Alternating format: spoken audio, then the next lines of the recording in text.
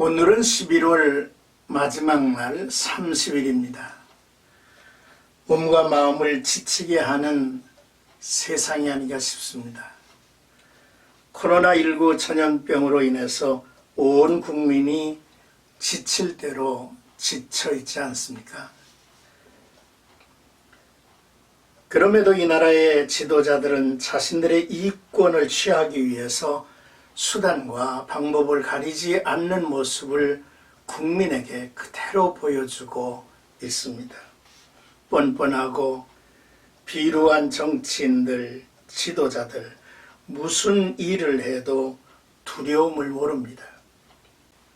이 땅에 이들을 제어할 곳은 아무것도, 그리고 제어할 사람은 그 누구도 없는 듯합니다. 정말로 하나님 살아계시고 하나님을 두려워하는 마음을 갖지 아니하면 어찌 이 나라가 바르게 세워질 수 있을까라고 하는 염려가 있는 것이죠. 이 나라의 지도자들, 정말로 오늘의 이 현상을 잘 풀어가시고 귀한 나라를 좀 만들어가 주시기를 부탁을 드립니다.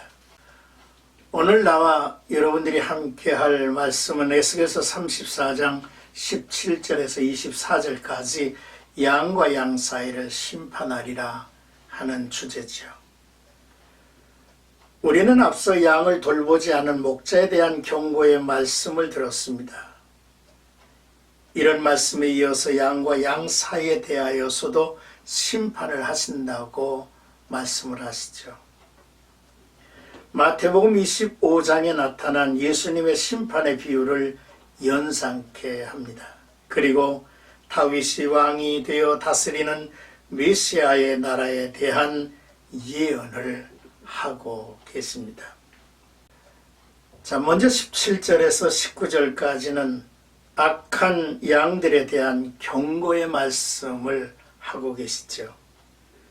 주 여호와께서 이같이 말씀하셨느니라. 나의 양 때 너희여 내가 양과 양 사이와 순양과 숫염소 사이에서 심판하노라 라고 말씀을 하셨습니다. 서로 다른 계층이 아닌 같은 부류 안에서 벌어지는 문제로 서로 다른 종류의 양, 곧 압제받는 백성과 그 압제하는 권력의 기생에 사는 자들에 대한 심판을 의미하고 있습니다. 국가적인 위기나 경제적인 위기가 닥치면 빈익빈 부익부의 현상이 극대화되듯이 이스라엘이 포로가 되면서 나타난 사회 불평등의 문제가 심각했음을 알 수 있습니다. 권력에 기생하며 부를 누리는 이들에게 너희가 좋은 풀밭에서 풀을 뜯어먹고 사는 것으로 충분하지 아니하냐? 네 발로 너의 풀밭의 나머지를 짓밟아야만 하겠느냐? 너희가 깨끗한 물을 마시는 것으로 충분하지 않느냐? 네 발로 나머지 물을 진흙탕으로 만들어야만 하겠느냐? 신문을 하십니다. 이는 당시의 부한 자들이 자신의 부에만 집착하고 가난한 백성들을 배려하지 않고 도리어 짓밟고 있다고 분노를 하시는 내용이지요. 자, 이제 20절에서 22절까지는 악한 양들에 대한 하나님의 심판입니다. 주 여호와께서 그들에게 이같이 말씀하시되 나 곧 내가 살찐 양과 파리한 양 사이에서 심판하리라고 말씀을 하셨습니다. 마치 살찐 양이 파리한 양을 괴롭히듯 옆구리와 어깨로 밀어뜨리고 병든 자를 뿔로 받아서 밖으로 흩어지게 했다고 지적을 하셨습니다. 이는 가진 자의 횡포를 상징적으로 묘사하며 포로 생활에 인해 사회적 약자로 전락해버린 이스라엘 백성들의 고통을 표현합니다. 하나님께서는 그들을 내 양이라고 말씀하시며 그들을 구원하여 다시는 노략거리가 되지 않게 하시겠다고 말씀을 하셨습니다. 반면에 약한 자들을 억압한 부한 자들을 심판하실 것입니다. 양과 양 사이에 심판하심으로 하나님은 공의와 긍휼하심을 동시에 보여주실 것입니다. 자, 이제 23절에서 24절까지는 참 목자이신 메시아를 통한 언약의 회복입니다. 내가 한 목자를 그들 위에 세워 먹이게 하리니 그는 내 종 다윗이라 하셨습니다. 이스라엘 왕조 역사 가운데 다윗이 통치하던 시대가 바로 하나님께서 보이신 하나님의 나라의 모습이었습니다. 이제 포로에서 돌아온 백성들을 다스릴 다윗과 같은 왕을 세우셔서 하나님께서 원하시는 하나님의 나라가 회복될 것을 말씀하셨습니다. 여호와께서는 그들의 하나님이 되고 내 종 다윗은 그들 중에서 왕이 되게 하시겠다는 말씀은 역사적으로 멸망했던 이스라엘 나라가 온전히 회복될 것을 약속하신 말씀이죠.